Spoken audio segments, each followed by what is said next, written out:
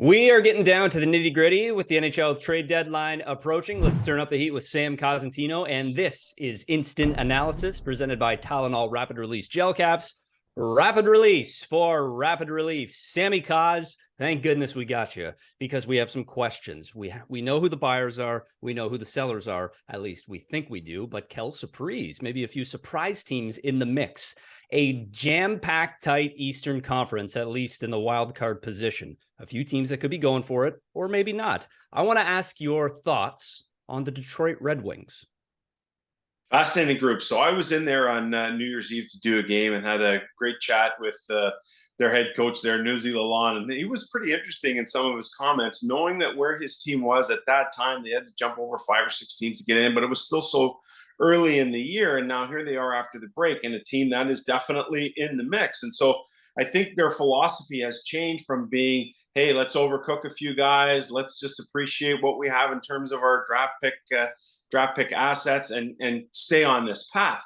But when you get close and you start to sniff it a little bit, I think things change a little bit. Does that mean that they're going to be buyers? I think to a certain extent. And when I look at where they are as a group, you don't want to mortgage what you have right now, knowing you're on a good path, thinking that if we are going to acquire someone, it's going to be someone that I think they want for the long stretch. So is that Chychrun with 2 more years on his deal? Is a guy like Timo Meier who you can acquire, knowing you have to qualify him at $10 million, but get him signed to a long-term deal so he's a big part of what you have moving forward? I see those types of players. I don't see them being much in the rental market, more in, if they are a buyer, in the market where it's more long-term, where they're setting up shop a little bit. That's interesting. So I think that there may be another team that's similar to the Red Wings in that strategy, that philosophy, and that may be the Buffalo Sabres. Am I wrong or right?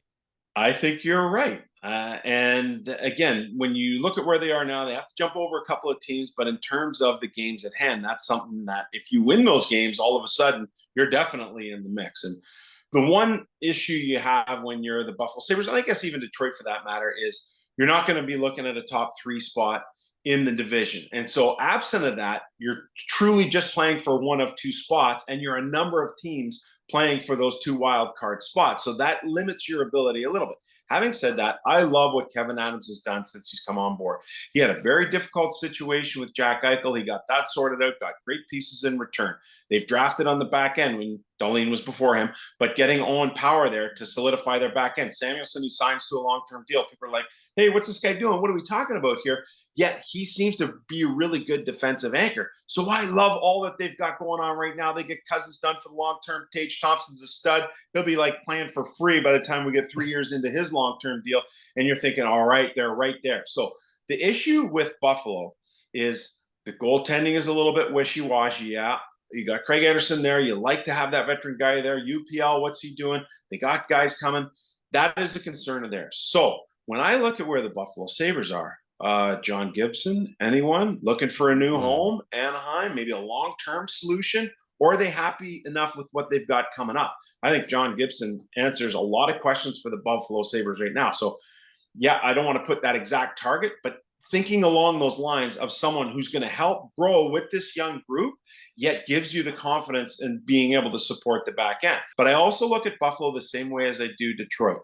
They've got a really good job in creating their prospects, getting their core guys signed long-term. You don't want to mortgage what you have right now, knowing how good it's going to be for the next few years. But when you're talking about a team that has a record-setting playoff drought, maybe they are a little bit more apt to be in the rental market than, let's say, a Detroit. That's interesting because I think about what the Toronto Maple Leafs did in the mid-2000s-ish with John Ferguson Jr., and the plan was always push for a playoff spot because of the lucrative side of it, which is extra playoff tickets sold. I'm not sure there's going to be playoff tickets sold with the St. Louis Blues this season, who, by the way, are fascinating right now for a number of different reasons. Let's start in the here and now with Craig Berube saying that his star players aren't playing like they're star players, and then Robert Thomas saying, yes, we are playing like we're star players. Aside from that, Sammy Cos, I want to ask, are you familiar with pro wrestling terminology? You know what? I was about to answer that question because I'm looking over your left shoulder there and I'm thinking, all right, maybe they need to get a cage match set up in St. Louis. Here was my question.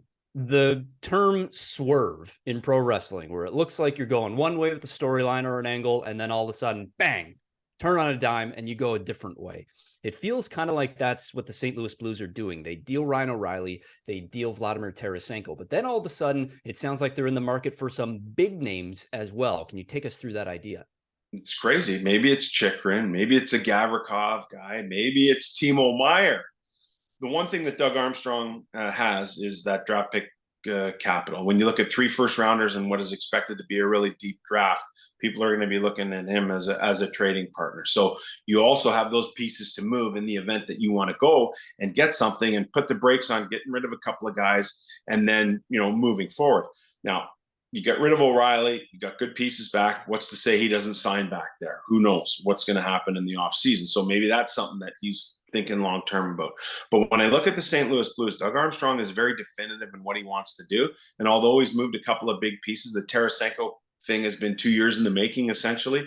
I think about this group as not making the playoffs this year, but really using the next 15 or 20 games to set the course for what they want to have moving forward. So does that mean acquiring any more draft picks? Probably not. It means in the acquisition phase that they're probably looking at guys that are like 25, 26 years old, who are on the rise, and guys that are going to help them a little bit more immediately than going to get a 19-year-old kid who's still playing junior hockey, who's still in the NCAA.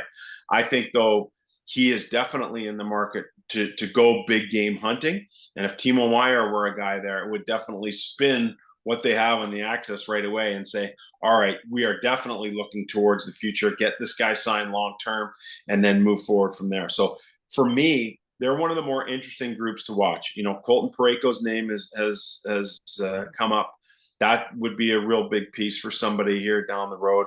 You think about Ivan Barbashev. I love his game. He's got enough skill to go play in your top 6, but he's also got enough grit to float around that middle 6. So I like him and what he would bring to a playoff team.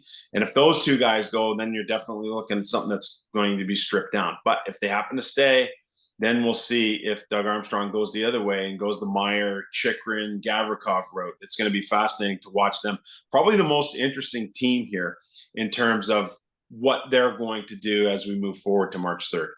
And you, Sam Cosentino, one of the most interesting men in all the world, let alone just at Sportsnet. We're looking forward to the trade deadline coverage next Friday, man. We really appreciate this. Thanks, Sammy Cos. All right. Thanks, Kevin. Good to talk to you.